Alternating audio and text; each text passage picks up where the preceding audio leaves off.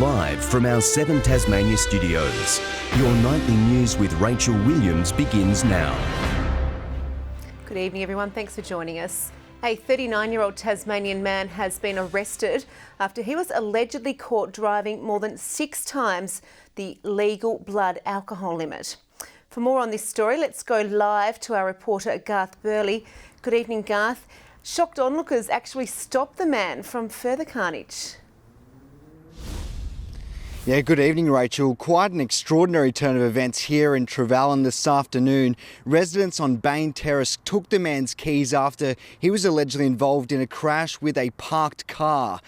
Launceston police took him back to the station for a breath analysis where he returned a reading of 0.325, more than 6 times the legal limit. The 39-year-old from Port Sorell was charged with high-range drink driving. His licence has been disqualified for 12 months and he was bailed and will appear in court at a later date. Rachel? Okay, thank you for that update there live. Garth Burley joining us from Trevellyn.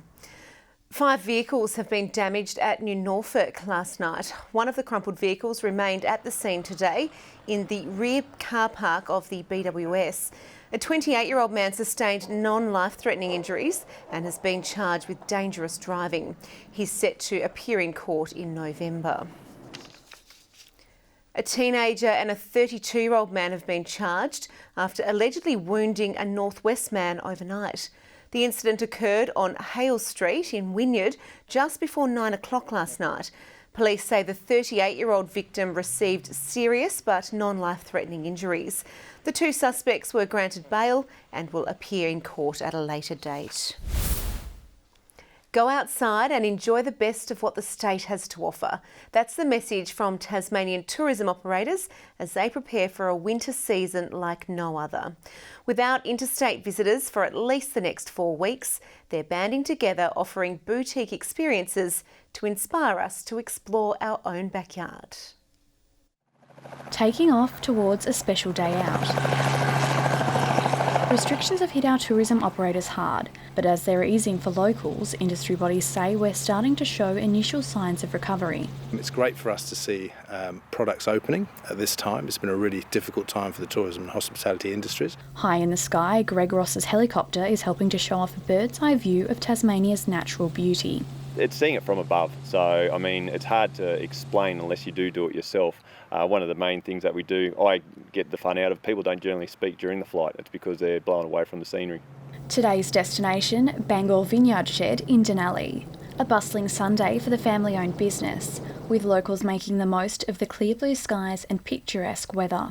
Hey, days like today, I mean, why wouldn't you want to sit somewhere with a glass of wine, some nice food and a view like this? And yeah, people are obviously really keen to get out. We've been cooped up for a while, so nice to be let off the leash.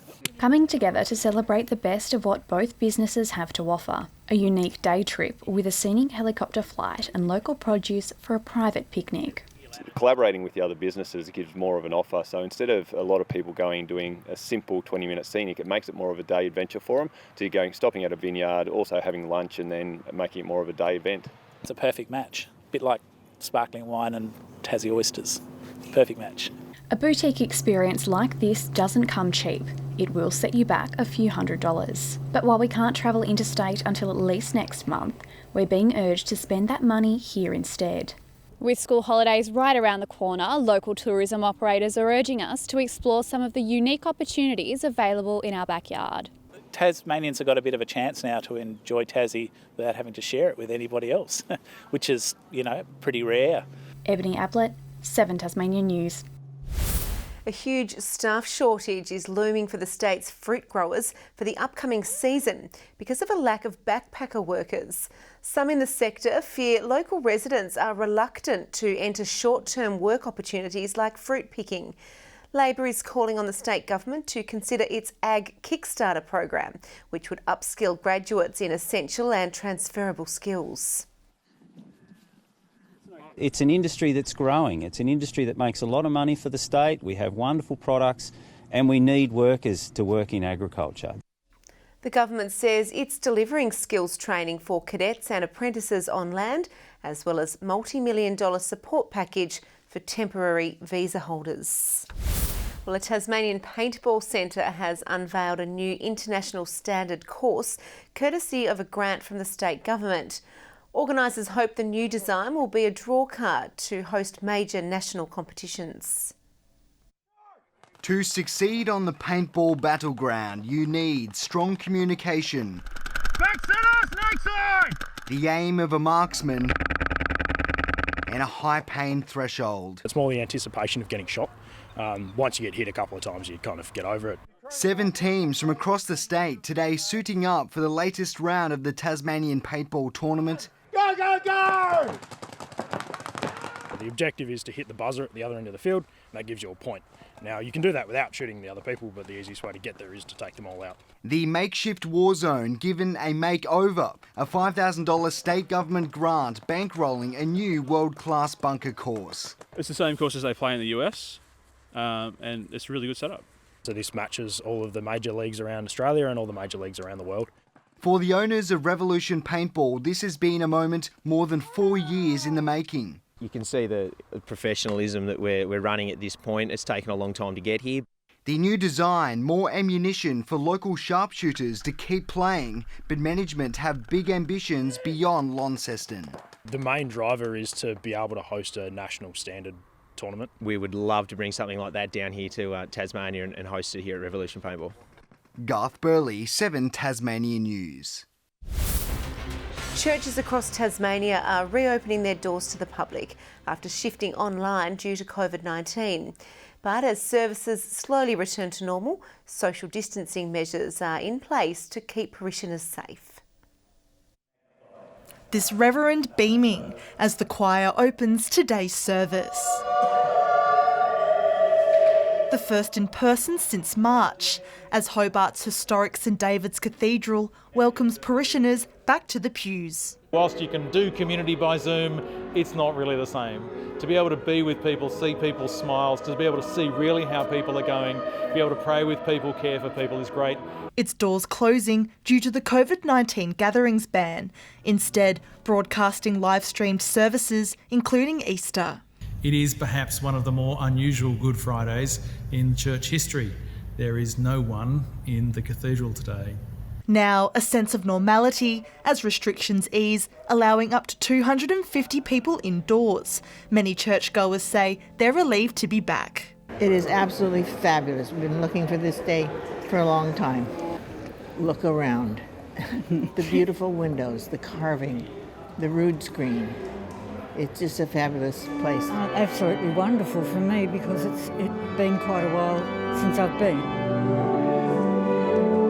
A service also underway at St Mary's Catholic Cathedral, burning the incense as the first Mass of 8 begins today, while following similar measures as the Anglican community by worshipping 1.5 metres apart. Able to come back and things are as they have been in the past. So while we've still got the fulfilling the requirements around sanitation and social distancing and so forth, we're able to really welcome people to the cathedral now. Live streaming is still available for services at both churches. Ruby COMMANE, 7 Tasmania News. Welcome back. 11 degrees today in Hobart. A chilly start for Launceston with the top of 12 for Burnie with 11 degrees also in Devonport. 15 was the state's top temperature at St Helens, 14 for Strawn and King Island, 13 degrees at Smithton and also on King Island. Low Head, Scottsdale, Wynyard and Campania hit 12 with 11 for Sheffield and Fingal. The charts show mid-level cloud fog also over the Tamar and the Derwent valleys today. Mid-level cloud moved across the west, but mostly clear elsewhere. Further out, mid to low cloud sits over parts of eastern Queensland and New South Wales, as well as western WA. The remainder mostly cloud-free. Tomorrow, a high-pressure system moves towards the Tasman, allowing a northerly flow over Tasmania. A cold front and several troughs finish crossing WA and move into the Bight, whilst a trough extends into Queensland. On the waters, west to northwesterly winds 10 to 15 knots, reaching 20 about the southwest, but lighter through the east, seas up to 2 metres. Onto the forecast, 14 in Hobart and Dover. Tomorrow, 13 and cloudy for Ouse.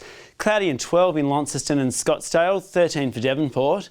13 in Burnie, showers for Strawn, a top of 14, with 14 also in Stanley, with a sunny day in St Helens, 14 degrees, 14 for Swansea, and Ross, a top of 10. Looking ahead, showers about the northwest on Tuesday, fine elsewhere, but late showers expected for most parts. Showers across the north and the west on Wednesday, easing later, but mainly fine elsewhere, with showers throughout the west, the north and the far south on Thursday. Looking around Australia now, Perth 20 degrees and storms tomorrow, 15 in Adelaide and Melbourne, 17 with showers for Sydney, 22 and sunny in Brisbane, with 32 and sunny conditions in Darwin. And a clear night in Hobart, 5 degrees, 5 in Launceston, a few clouds, and 7 for Devonport. That's all for the weekend in weather, Rach. Wonderful. Thanks for your company, Sam. Well, that's all your news for now. Thanks for joining us. Have a happy and safe week. I'm Rachel Williams. Good night.